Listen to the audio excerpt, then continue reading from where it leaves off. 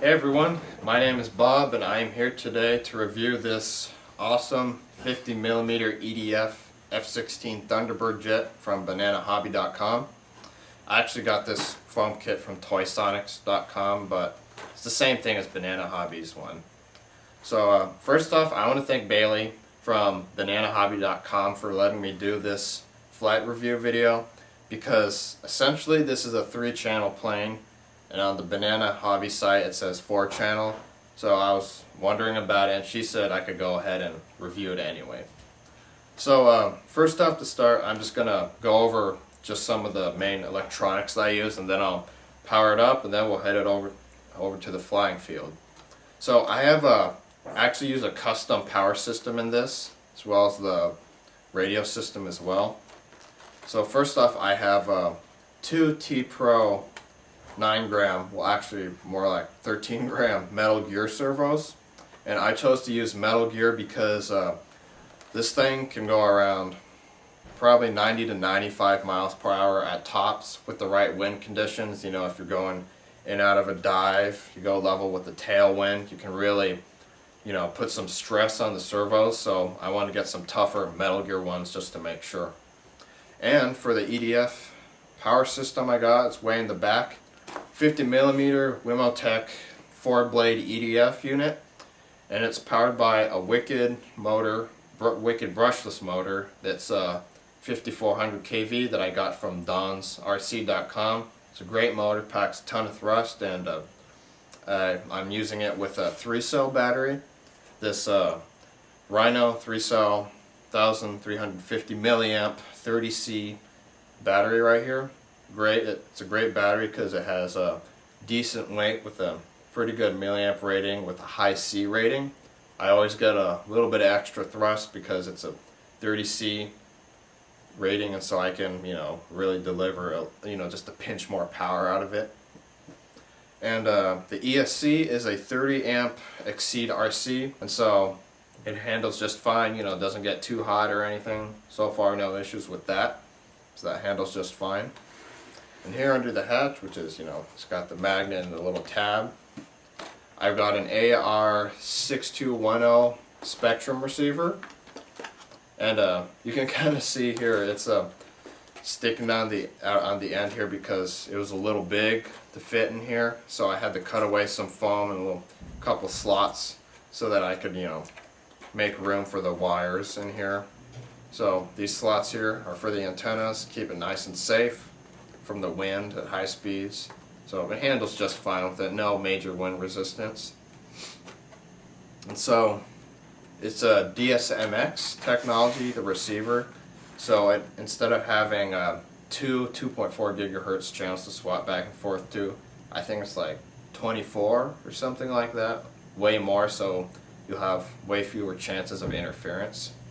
And so that receiver came with, well, actually this receiver came with this 6-channel Spectrum DX6i transmitter right here. It's a like I said, 6-channel, and it has the latest DSMX technology from Spectrum. And so, that said, let's go ahead and power it up and show you the kind of control surfaces it uses. So here I mount the battery like this. It's a little bigger than the stock battery that this thing uses, so I had to cut away just a little bit of foam, no big deal. Got my bind plug in here. There we go. So that's the ESC beeping, you know, ready to be receiving a signal, and here's the receiver with this little light on, means it's in bind mode. So let's go ahead and bind this up right here. Hold the bind button and turn it on.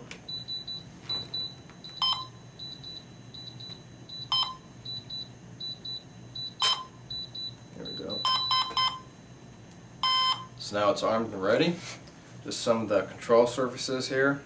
Ailerons and elevators work in the same fashion using delta wing, or which is also referred to as elevon control.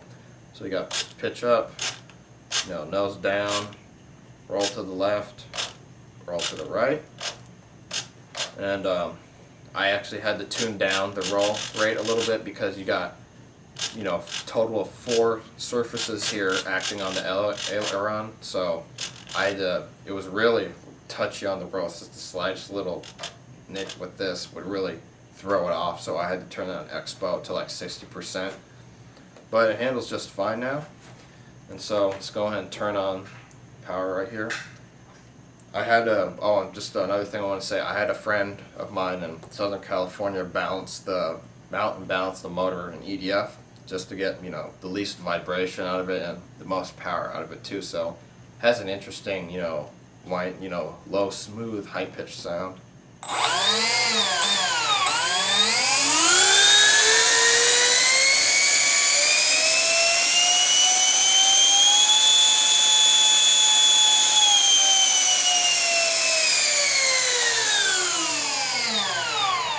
So that's what it sounds like, and with that said, let's go ahead and take it out to the field.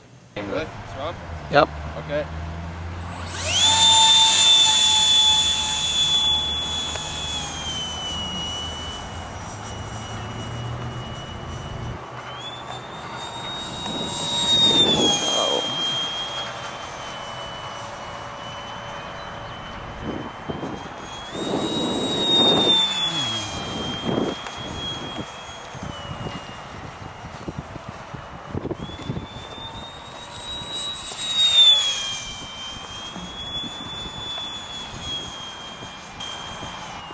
Okay, bring around low.